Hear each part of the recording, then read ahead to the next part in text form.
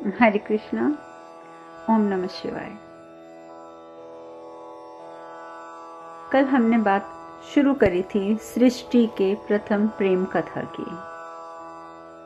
मैंने कल भी यही बताया था कि आज के दौर की जो प्रेम कथाएं हैं और जो भगवान शिव की हैं, क्योंकि भगवान शिव का जो विवाह था वो आदि शक्ति के साथ हुआ था और सती आदि शक्ति का अवतार हैं, तो इसलिए उनकी प्रेम कथा का मुकाबला हम आज के दौर की प्रेम कथाओं के साथ बिल्कुल नहीं कर सकते। लेकिन फिर भी शिव पार्वती के प्रेम को प्रेम कहा जाता है, प्रेम शब्द इस्तेमाल होता है इनके लिए, इसीलिए मैं ये शब्द इस्तेमाल कर रही हूँ। चलिए कथा को आगे बढ़ाते हैं। सती को हर समय यही लगता है कि भगवान शिव बेशक मेरे साथ नहीं है, लेकिन पता नहीं क्यों वो मेरे साथ ना होते हुए भी मेरे इतने पास क्यों हैं। और इस बात का मुझे आश्चर्य भी होता है, मैं समझ नहीं पाती हूँ। और खासकर जब इन्होंने मुझे उस दिन वृत्रासुर से बचाया, उसके बाद तो मुझे ऐसा लगता है कि जैसे मुझसे अलग कभी भगवान शिव है ही नहीं। बहुत खुश है सती। बहनें भी आती हैं तो बहनें भी पूछती हैं कि क्या बात है, इतनी खुश कैसे हो, तैयार हो जाओ, सौंदर्य प्रतियोगिता है। वो कहती है हाँ हाँ तैयार हो जाऊंगी। और सती खुश क्यों हो रही होती है?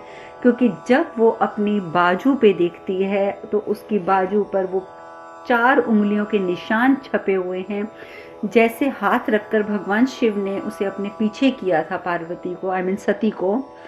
तो उनकी उंगलियों के निशान उसकी सती की बाजू के ऊपर आ जाते हैं, जो हटते नहीं हैं। और बस वो निशान देखकर सती जो है वो बहुत प्रसन्न हो रही हैं, बहुत प्रसन्न है सती, कि उन्हें लग रहा है कि जैसे इन निशानों में भगवान शिव जो हैं वो उनके साथ हैं। और इसी चीज की प्रसन्नता उनके चेहरे पर है, जो देखकर बहनें भी प्रश्न करती हैं कि क्या बात है सती, इतनी प्रसन्न क्यों हो?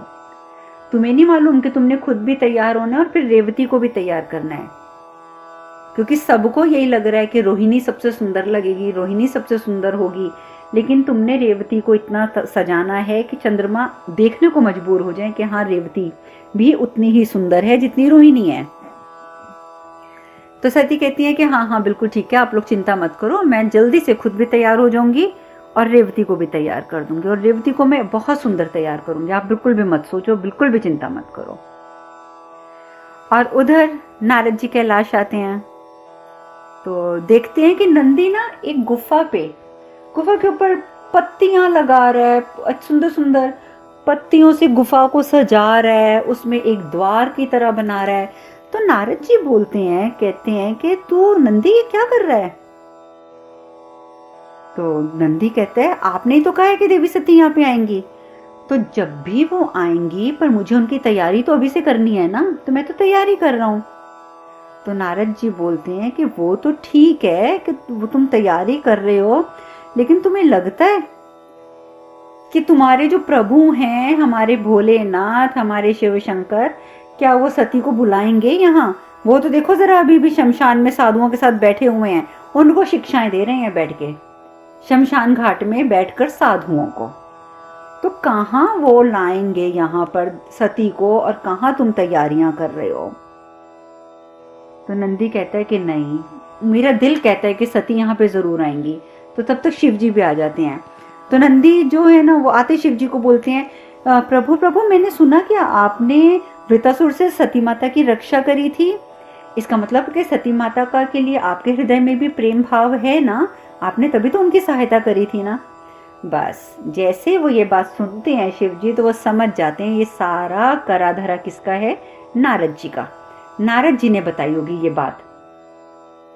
तो वो नारद जी की तरफ मुड़ते हैं और कहते हैं कि देखो देवर्षि, देवलोक के जो हथकंडे हैं ना वो तुम यहाँ पर मत अपनाओ, बिल्कुल वो हथकंडे यहाँ अपनाने की कोशिश मत करो नारद। तुम्हें जो पूछना है ना वो मुझसे पूछो, सीधे सीधे मुझसे पूछो। तुम नंदी को क्यों आगे करते हो इस तरीके की बातें करके? तुम पूछो, मैं तुम्हें तुम्हारी हर बात का जवाब दूंगा, ठीक है? लेकिन तुम ये हथकंडे जो देवलोक के वैकुंठ के हैं ना, इन्हें वहीं छोड़ दिया करो, कैलाश पे ये सब मत लेके आओ, ये कैलाश है, ये तुम्हारा स्वर्गलोक नहीं है, ये वैकुंठ नहीं है। यहाँ पर तो चलती चिताओं के बीच में, पहले तो आप खुद बताओ ना कि अभी जब आप थोड़ी देर पहले मेरे पास नीचे मिले थे, जब मैं जलती हुई चिताओं के बीच में बैठकर साधुओं से वार्तालाप कर रहा था, तो आपसे वहां 2 मिनट भी खड़ा नहीं हुआ गया और आप उल्टे पांव कैलाश की ओर भाग गए। तो देवर्षि, मैं आपसे पूछना चाहता हूं कि इन जलती चिताओं में जब आप जैसे व्यक्ति का, आप जैसे देवर्षि का 2 मिनट खड़ा होना दूभर हो रहा था, जबकि आप तो पूरे ब्रह्मांड का भ्रमण करते रहते हैं सारा दिन, उसके बावजूद आप वहां 2 मिनट नहीं खड़े हो पा रहे थे उन साधुओं के साथ, तो आपको क्या लगता है कि दक्ष प्रजापति की पुत्री सती क्या ऐसे माहौल में रह सकती है? आप बताइए। ये सारे साधु वो हैं जिन्हें सभ्य समाज में स्थान नहीं मिला, जो आज कैलाश की तलहटी में रहते हैं। ठीक है, तो आप बताइए कि जिन साधुओं को कहीं स्थान नहीं मिला, जिन साधुओं को रहने के लिए मैंने स्थान दिया और जिसकी बातें भी आप नहीं करना चाहते, जिनके पास आप 5 मिनट खड़े भी नहीं होना चाहते, तो आप खुद बताइए कि वो सती जिसे संसार का हर सुख प्राप्त है अपने पिता के घर, क्या उसके लिए संभव है यहां रहना? आप क्यों बार बार एक ही बात पूछ रहे हैं? आपको मैं बहुत प्यार से समझा चुका हूं कि सती राजकुमारी है, वो यहाँ रहने के काबिल नहीं है, वो इस माहौल में नहीं रह पाएगी। तो आप लोग क्यों मेरे पीछे पड़े हैं? मैं वैरागी हूं, मुझे वैरागी रहने दीजिए। अब इस तरीके की बातें सुनकर नारद जी चुप हो जाते हैं। अभी नारद जी ने कुछ जवाब भी नहीं दिया था कि शिव जी अपनी आंखें बंद करते हैं और फिर से तपस्या में लीन हो जाते हैं। और उधर महल में सब लोग तैयार हो गए हैं। क्यों? क्योंकि सौंदर्य प्रतियोगिता है। अब चंद्रमा और रोहिणी आते हैं, तो जैसे ही रोहिणी को देखती है प्रसूति, तो कहती है, अरे रोहिणी, तुम तो इतनी सुंदर लग रही हो। अब कौन कह सकते है कि तुमसे सुंदर कोई और नहीं? उतनी देर में चंद्रमा कह देता है, अब बताओ जरा, कौन कह सकता है कि मेरी धर्मपत्नी से ज्यादा सुंदर कोई और हो सकता है? तो उतनी देर में मंद्रिकी बोलती है, हाँ हाँ, वाकई कोई नहीं कह सकता कि तुम्हारी धर्मपत्नी से ज्यादा सुंदर कौन हो सकता है। वो देखो जरा, तुम्हारी दूसरी धर्मपत्नी भी आ गई। अब बताओ, सुंदर कोई ये भी नहीं कह सकता कि इन दोनों में से ज्यादा सुंदर कौन है। और जब चंद्रमा उधर पलट के देखता है तो सामने रेवती, और रेवती भी इतनी सुंदर जिसकी कोई हद नहीं है। लेकिन रेवती के पीछे जब सती आती हैं तो सती का श्रृंगार तो दिखने वाला होता है, क्योंकि शायद भगवान शिव के प्रेम का रंग उसके ऊपर था। वो भक्त बन गई थी, प्रेमी भक्त जिसको बोलते हैं। भगवान का प्रेमी भक्त बनना भी बहुत किस्मत वालों को प्राप्त होता है। जैसे मीरा बनी थी, ऐसे ही वो भी बन गई थी प्रेमी भक्त। और वो प्रेमी भक्ति जो थी उनके हृदय में ऐसी उठ रही थी कि उनकी सुंदरता को और 4 चांद लग गए थे। और वो इतनी ज्यादा सुंदर लग रही थी कि उनकी तरफ एक बार कोई देखने तो वो दोबारा पलटकर वहां जरूर देखेगा। अब मंद्रिके कहती है कि बस सती से तो बात ही नहीं हम कर सकते, क्योंकि सती का मुकाबला कोई नहीं कर सकता। लेकिन सती की तारीफ करके भी मंद्रिके सती से बात नहीं करती। तो सती पूछती भी है कि क्या हुआ है मंद्रिके, आप मुझसे नाराज हो क्या? मंद्रिके बोलती है कि मेरे पूछने पर तुम मुझे कुछ बताती कहो। मेरा प्रश्न जो होता है उसका तुम वो उत्तर देती हो कि उल्टा वो उत्तर एक पहेली बन के रह जाता है। और सती मुझे बताओ, तुझे क्या लगता है कि मुझे पता नहीं है कि ये जो तूने श्रृंगार किया है, जो तू इतनी सुंदर बनी हुई है, ये तो इतनी सुंदर क्यों लग रही है और तू इतनी सुंदर क्यों बनी है? और क्या मुझे पता नहीं चल रहा कि किसके विचार हैं जो तेरे मन में घूम रहे हैं? और अभी मैंने सुना कि तू अपनी माता जी के साथ जिद कर रही थी कि नदी पूजन के लिए तू जाएगी। तू जानती है कि नदी पूजन जो है वो सिर्फ और सिर्फ विवाहित स्त्रियां करती हैं, और तू जाने की जिद कर रही थी। तो क्या मैं समझती नहीं हूँ कि तेरे मन में क्या विचार चल रहे हैं जो तू नदी पूजन पे भी जाने के लिए तैयार हो गई? लेकिन मुझे तुझ पे गुस्सा इस बात का है कि जब मैं कुछ पूछती हूँ तो तू मुझे बताती नहीं है। तू बताती क्यों नहीं है? और ये है क्या सब कुछ। तो और उतनी देर में उसकी नज़र जाती है मद्रिके की निशान पर बाजू पे, तो कहती है ये क्या, ये बाजू पे निशान कैसे हैं, किसके निशान है ये। तो उस समय सती बोल पड़ती है शिव के। और फिर सती बताती है कि उस दिन जब हम दोनों तूफान में फंस गए थे तो मुझे शिव ने आकर बचाया था। आप कहते हो ना कि मेरे हृदय की गति तीव्र है।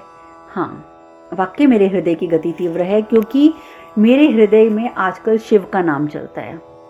और जिस अनुभूति की बात आप कहती थी ना, मुझे वो अनुभूति हो गई है और मुझे उस अनुभूति का से अवगत भी आपने कराया है। मद्रिका कहती है नहीं सती नहीं, मैंने तुझे कुछ नहीं बताया, मैं तुझे शिव के बारे में कोई बात नहीं करने दूंगी, क्योंकि मैं तुझे पहले भी कहा था कि अगर तू शिव की तरफ जाएगी तो तू जल जाएगी। और अब आज फिर मैं तुझे यही कहती हूँ कि सती अभी भी समय है, रोक ले अपने आप को। शिव नहीं, शिव बिल्कुल नहीं। तो सती कहती है कि आप जानती हैं मंद्रिके, वो सिर्फ मेरे लिए आए थे, सिर्फ मेरी रक्षा करने के लिए आए थे। और इस बार तो मुझे ऐसे लग रहा है कि वो मेरे पास जब आए हैं तो वो मेरे पास से दूर गए ही नहीं हैं, मुझसे एक पल के लिए भी अलग नहीं हो रहे हैं। मंद्रिके तो जब ये सब सुनती है, क्योंकि वो दक्ष का क्रोध जानती है, उसको तो कप कप ही छूट जाती है। कहती है सती तू पागल हो रही है। तो सती कहती है कि आपने ही तो कहा था कि मुझे प्रेम हो चुका है, और आपने साथ ये भी कहा था कि जब मुझे पता चल जाएगा तो मैं उस बात को स्वीकार कर लूंगी। तो अब मैं स्वीकार कर तो रही हूँ, मैं समझ गई हूँ कि वाकई मुझे भगवान शिव से प्रेम हो गया है। अब वही मेरे आराध्य हैं और वही मेरे पति बनेंगे, मैं उन्हीं की पूजा करूंगी और उन्हीं से विवाह करूंगी। अब तो मंद्रिके का एकदम होश उड़ जाते हैं। कहती है सती तू पागल हो गई, अगर महल में किसी ने सुन भी लिया ना तो जानती है कि कितना तूफान मच जाएगा। लेकिन सती कुछ नहीं सुनती, कुछ भी नहीं समझती है। वो मंद्रिके जो है वो उससे रूठ जाती है। कहती नहीं सती तेरे को तो ये बात मेरी माननी पड़ेगी, तेरे को शिव को छोड़ना पड़ेगा, शिव को अपने दिमाग से निकालना पड़ेगा। सती उनको बहुत समझाती, कहती नहीं मंद्रिके आप मान जाओ, आप समझ जाओ इस बात को कि मैं उनसे वाकई प्रेम करती हूँ और मैं आपके सामने स्वीकार कर रही हूँ कि मैं उनसे प्रेम करती हूँ और मैं रोक नहीं पा रही हूँ अपने आप को। और अगर आप भी मुझे इस बात का दंड दोगे तो मैं अपने दिल की बात किससे कहूँगी।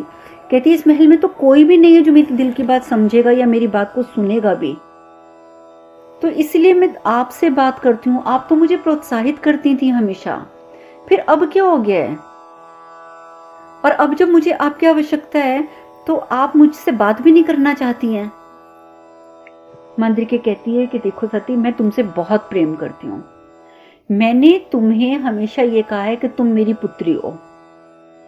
तो जब मैं तुम्हें ये बात कह रही हूँ कि मैं तुमसे बहुत प्रेम करती हूँ तो उस प्रेम के आगे मुझे तुम्हारी भलाई के सिवा और कुछ नजर नहीं आता। मुझे चिंता होती है कि जो सीमा रेखा तू पार करने की बात कर रही है, जिस दिन तूने वो सीमा रेखा पार कर दी तो उसके आगे सिर्फ तुझे दुख ही दुख मिलेगा। सबसे पहली बात तो तेरे घर वाले इस चीज को नहीं मानेंगे, दक्ष कभी शिव को अपनाएंगे नहीं। और दूसरी बात, शिव वैरागी हैं और एक वैरागी जो होता है वो किसी के प्रेम को नहीं समझ पाता। तो तू बताना कि तुझे आगे कठिनाइयां ही कठिनाइयां मिलेंगी, मैं क्या तुझे बोलूं, क्या तुझसे बात करूं। मैं तुझे यही समझा रही हूँ, शिव तो तेरे प्रेम को समझ भी नहीं पाएंगे क्योंकि वो तो सबसे प्रेम करते हैं, पूरी दुनिया से प्रेम करते हैं। उनका प्रेम अलग है, वो मोह नहीं करते और तेरा प्रेम मोह से बंधा हुआ है। सती कहती है मुझे कुछ नहीं पता, मेरा जीवन कठिन आपको लगता है कि आगे कठिनाइयों से भर जाएगा, लेकिन मैं ये जानती हूँ कि अगर मैंने शिव को प्राप्त नहीं किया तो भी मेरे जीवन में सिर्फ और सिर्फ कठिनाइयां ही हैं, उनके बिना जीवन और कठिन है। और मंद्रिके मैं आपके सामने इस बात को स्वीकार कर रही हूं कि मैंने तो अपना आप को उन्हें सौंप दिया है, अब वो मुझे मिले ना मिले वो मेरी किस्मत। और जब मंद्रिके ये बात सुनती है तो मंद्रिके कह देती है ठीक है सती, अगर तूने ये फैसला कर ही लिया है तो मैं तेरे साथ हूं। तेरे को जब किसी बात की जरूरत होगी, जब तुझे मुझसे कोई बात करनी होगी तो तू ये मेरे पास आएगी, तुझे हमेशा मैं वहीं उपलब्ध होंगी, तू मुझे हमेशा हमेशा अपने साथ खड़ा पाएगी, ये मेरा तेरे से वादा है। सती बहुत खुश हो जाती है, बहुत खुश हो जाती है कि चलो मद्रिके तो है जो मेरी बात को समझती है। खैर सारा जो भी आयोजन होता है वो सब कुछ हो जाता है। सौंदर्य प्रतियोगिता होती है, उसमें भी सती जो है वो सर्वोपरि रहती है। जैसे मैंने आपको बताया कि सती बहुत सुंदर लग रही थी। उसके बाद प्रसूति बताती हैं कि कल अब हम तुलसी और शालिग्राम का विवाह करेंगे। तो सब पुत्रियां बोलती हैं कि तुलसी और शालिग्राम का विवाह। अब तुलसी और शालिग्राम के विवाह के लिए एक बहुत सुंदर झूला बनाया जाता है। झूले के ऊपर शालिग्राम जी रखे जाते हैं और तुलसी का बहुत सुंदर एक पौधा रखा जाता है कि कल इन दोनों का विवाह होगा। तो सब बोलते हैं कि सब पुत्रियां बोलती हैं कि माँ फिर हमें आप तुलसी देवी की कथा भी बताओ ना कि इनका विवाह क्यों होगा। तो प्रसूति अपनी पुत्रियों को तुलसी देवी की कथा सुनाती है। वो मैं आपको संक्षिप्त में सुनाऊंगी क्योंकि हम पहले भी सुन चुके हैं कि तुलसी देवी जो हैं, जब उनका सबसे पहले जब वो धरती पर प्रकट हुई थी तो वो एक नारी के रूप में हुई थी और उनका नाम था वृंदा। बहुत बड़ी विष्णु भक्त थी वो, लेकिन विष्णु भक्त होने के बावजूद उनका जो विवाह हुआ था वो एक जालंधर नाम के दैत्य के साथ हुआ था। बहुत आतंकी था वो, चारों तरफ उसका आतंक फैला हुआ था। लेकिन वृंदा की जो भक्ति थी उसमें इतनी शक्ति थी कि कोई जालंधर का कुछ नहीं बिगाड़ सकता था। और इसी बात का लाभ उठाता था जालंधर। उसे लगता था कि जब तक मेरी पत्नी मेरे लिए भक्ति कर रही है, भगवान से मेरी सुरक्षा मांगती है, उसका सुरक्षा कवच मेरे साथ रहता है, तब तक कोई मुझे कुछ नहीं कर सकता। अब जो देवता होते हैं उनमें खलबली मच जाती है कि जालंधर ने तो बहुत आतंक मचा दिया, अब क्या करें क्या करें क्या करें।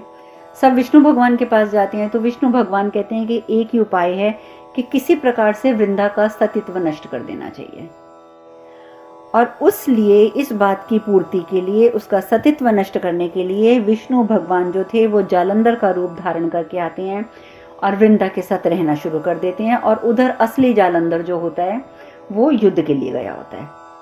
और इस प्रकार से किसी दूसरे के साथ रहने की वजह से वृंदा का सतीत्व नष्ट हो जाता है। तो जब वो सतीत्व नष्ट होता है तो उसकी भक्ति में वो शक्ति भी नहीं रहती है और जालंधर जो है उधर वो हारना शुरू हो जाता है। और जालंधर जब हारना शुरू हो जाता है तो उसे समझ ही नहीं आता कि मैं अचानक हारने क्यों लग गया हूँ। और इसी चक्कर में, क्योंकि उसकी भक्ति तो रही नहीं, भक्ति में उसकी शक्ति नहीं है, उसका कवच नहीं बन पा रहा जालंधर के लिए, तो उसी समय देव जो होते हैं वो जालंधर पर आक्रमण करके जालंधर का गला काट देते हैं और वो उसका सर उसके धड़ से अलग होकर आकर महल में गिरता है वृंदा के सामने। और उस समय वृंदा के सामने भगवान विष्णु जो जालंधर के रूप में हैं वो वहां पे पहले से उपस्थित होते हैं। और जब वृंदा ये सब कुछ देखती है तो वो सब समझ जाती है और वो कहती है कि प्रभु मैं आपकी भक्त थी और आपने मेरे साथ ये क्या कर दिया। तो प्रभु कहते हैं कि मुझे भी तो देवों को बचाना था, तुम्हारा पति क्या कर रहा था? तुम एक दैत्य को कवच दे रही थी, ये जानते हुए भी कि वो कैसे निर्दोषों की हत्या करता जा रहा है। तो आखिर मुझे तो ये कदम उठाना था ना, मैं कैसे निर्दोषों की हत्या होने देता। वृंदा कहती है पर प्रभु आपने जो भी किया वो तरीका गलत था, मैं आपको क्षमा नहीं कर सकती और मैं आपको श्राप देती हूँ कि आप पत्थर के बन जाएं। और उसी समय भगवान विष्णु जो है वो शालिग्राम में परिवर्तित हो गए थे और वृंदा ने भी अपनी वहीं पे देह का त्याग कर दिया था। लेकिन भगवान विष्णु ने उसे वरदान दिया था कि अगले जन्म में यही शालिग्राम तुलसी के साथ विवाह करेगा, तू तेरा नाम तुलसी होगा और हम दोनों का विवाह होगा। और तब से हर साल शालिग्राम का और तुलसी का विवाह होता है। अब ये कथा सुनी, सती ने भी सुनी, सब अपने अपने कक्ष में चले गए क्योंकि रात हो गई थी। शालिग्राम जी जो थे वो रखे हुए थे झूले के ऊपर और सती जो होती हैं वो झूला झूलाती रहती हैं क्योंकि उनको उन शालिग्राम में भी भगवान शिव का शिवलिंग नजर आता है। और उसी समय वहां पर मंद्रिके आ जाती है। मंद्रिके कहती है ये तू क्या कर रही है? तो उस समय सती ने एक बहुत बड़ी बात बोली। सती कहती है कि मैं शिव से दोबारा मिली थी। मंद्रिके बोलती है दोबारा मिली थी? कब? कहती मैं मिली थी, मैं आपको अभी आपको सारी बात बताती हूँ, आप यहाँ मेरे पास बैठिए। अब ये घटना क्या हुई थी इसकी चर्चा अब हम कल करेंगे। आज कथा में यही विश्राम लेते हैं। हरे कृष्ण कृष्ण कृष्ण हरे हरे, हरे राम राम राम हरे हरे। आप सब खुश रहें, सुखी रहें, स्वस्थ रहें। हरे कृष्णा। ओम नमः शिवाय।